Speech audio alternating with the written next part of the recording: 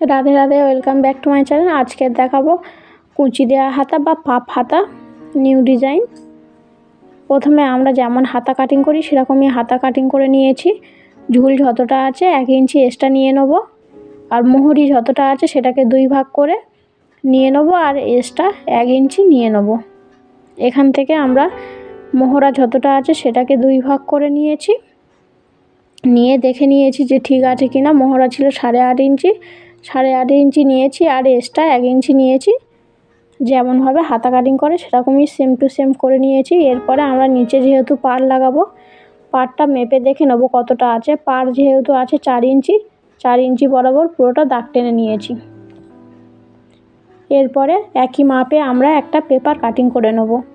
Paper কাটিংয়ের ঝুলটা আমাদের ঠিকভাবে দেখে নিতে হবে। যেহেতু আমাদের নিচে পাড় বসবে 4 ইঞ্চি, তার জন্য আমাদের নিচে থেকে 4 ইঞ্চি বরাবর পেপারটা দেখে নেব কতটা কেটে বাদ দিয়ে নিতে হবে। যেহেতু পেপারটা একটু বড় ছিল, একটু কেটে বাদ দিয়ে নিয়েছি।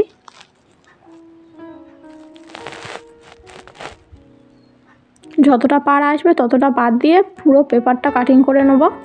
এরপরে আমরা মেন কাপড়টি নিয়ে নিয়েছি। কাপড়ের উপরে আমরা পেপারটি এরকমইভাবে পেতে নেব। কাপড়টি কিন্তু 2 ভাঁজ করা আছে। 2 ভাঁজের ওপেন সাইডের দিকে আমরা পেপারটা এরকমইভাবে পেতে নিয়ে, দেখতে পাচ্ছ কেমনভাবে পেতে নিয়েছি, এরকমইভাবে পেতে নেবে। নিয়ে পেপারটা যত দূর অবধি আসছে সেখান থেকে একটা দাগ টেনে নেবো সোজা করে। আর কিন্তু খেয়াল রাখতে হবে আমাদের পেপারে ঝুল যতটা আছে তার থেকে আমাদের কাপড়টার উপরের দিকে 1/2 ইঞ্চি ও নিচের দিকে 1/2 ইঞ্চি ঝুল বেশি নিতে হবে, যেহেতু সেলাই মার্জিনের জন্য। এরপরে আমাদের ফোল্ড সাইডে থেকে 1.5 ইঞ্চি করে একটা করে দাগ টেনে টেনে নেব। এই দাগের মধ্যে আমাদের কুঁচি পড়বে। একইভাবে এই দিক থেকেও 1.5 ইঞ্চি করে পুরোটা দাগ টেনে নেব।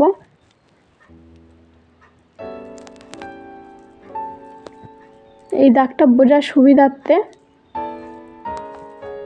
আমরা ছোট ছোট করে কেটে নেব। যেহেতু দাগগুলো একদিকে পড়েছে আর একদিকে দাগ পড়েনি, তো তার জন্য আমরা ছোট করে কেটে নেব, যাতে 2 দিকে কুঁচি দেওয়ার সুবিধা হয়।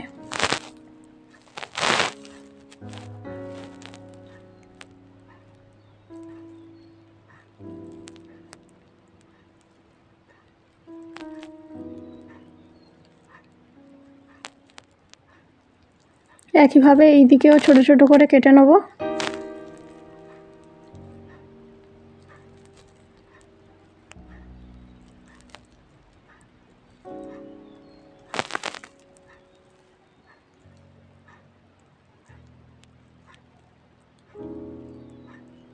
এরপরে মাঝখান বরাবর একটা সোজা করে দাগ টেনে নেব। এই মাঝখান বরাবর আমরা ছোট ছোট করে যেটা কেটে নিয়েছিলাম সেইগুলো মাঝখানে এরকমই করে আস্তে আস্তে কুঁচি দিয়ে নেব।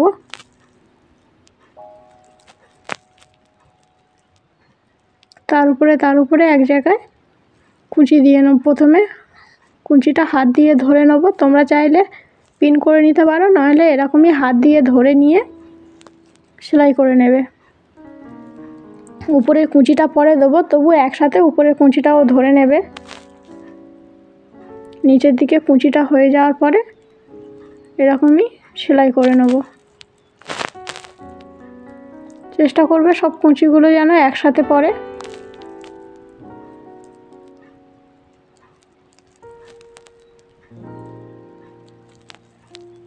একইভাবে এই দিকে যে 1.5 ইঞ্চি করে কাপড় নিয়েছিলাম, ছোট ছোট করে কেটেছি, সেইগুলো ওরকমই কুঁচি দিয়ে নেব।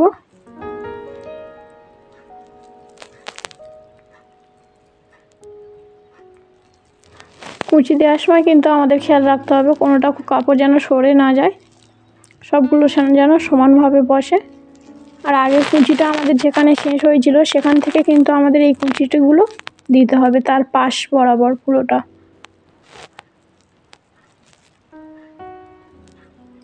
সিল্কের কাপড়গুলো একটু অসুবিধা হয়, তোমরা পিন করে নেবে, পিন করে নিলে সুবিধা হয়। ধরে নেওয়ার পরে আস্তে আস্তে এরকমই হাত দিয়ে পুরোটা ধরে নেব, নিয়ে চাপ দিয়ে সেলাই করে নেব।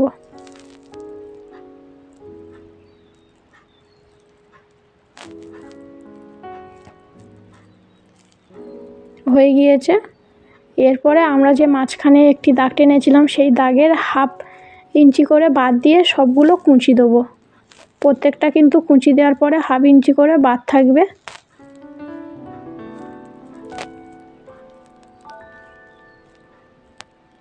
তারপরে এরকমইভাবে ধরে পুরোটা সেলাই করে নেব।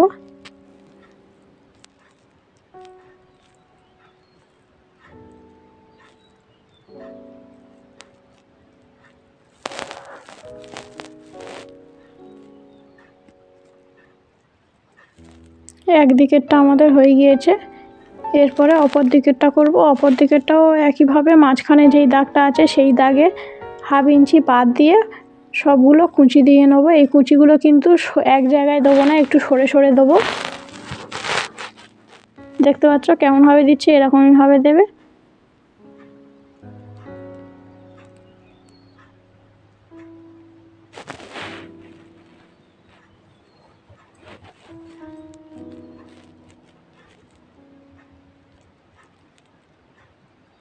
পুরোটা হয়ে গিয়েছে। এরপরে আমরা যে পেপারটা কাটিং করেছিলাম পেপারটা এরকমই উপর থেকে বসিয়ে নেব, নিয়ে পিন করে নেব। পিন করে কিন্তু প্রথমে কাটবো না, সমান করে আগে বসাবো, তারপরে পিন করব। করে নিচের দিক থেকে যেমন আসছে, আমাদের পেপারটা যেহেতু সমান আছে নিচের দিকে, আর কাপড়টা আমাদের কুঁচি দেওয়ার পরে সমান থাকে না, একটু অন্যরকম হয়ে গিয়েছে। এরপরে পেপারে যেই সমান বরাবর নিচে থেকে কেটে নেব। উপরের দিকে কিন্তু আমরা কাটবো না, নিচের দিকে সমানভাবে কেটে নেব।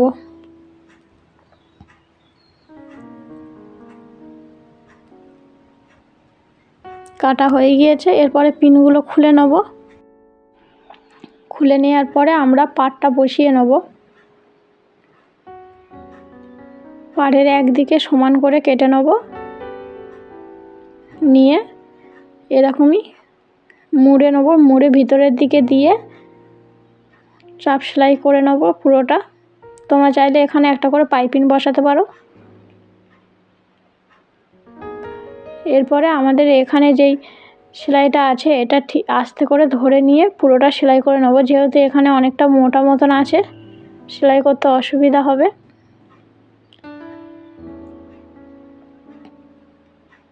আস্তে আস্তে এখান থেকে সেলাই করে নেব।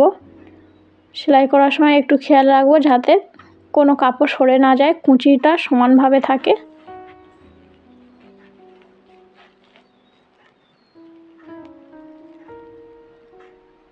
এরপরে আমরা ফলসটি বসিয়ে নেব। ফলসটি আমরা হাতা সহজ ভাঁজে বসিয়ে প্রথমে নিচে থেকে সেলাই করে নেব।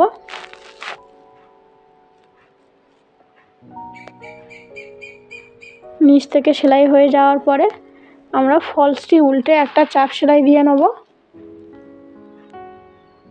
দিয়ে এরকমই তারপরে পুরোটা উল্টে নিয়ে সেলাই করে নেব।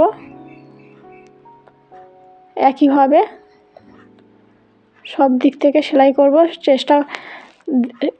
সাইড সেলাই করার সময় দেখে নেব যে আমাদের মেন কাপড়ের মাঝখান বরাবর আমাদের ফলসটি আসছে কিনা,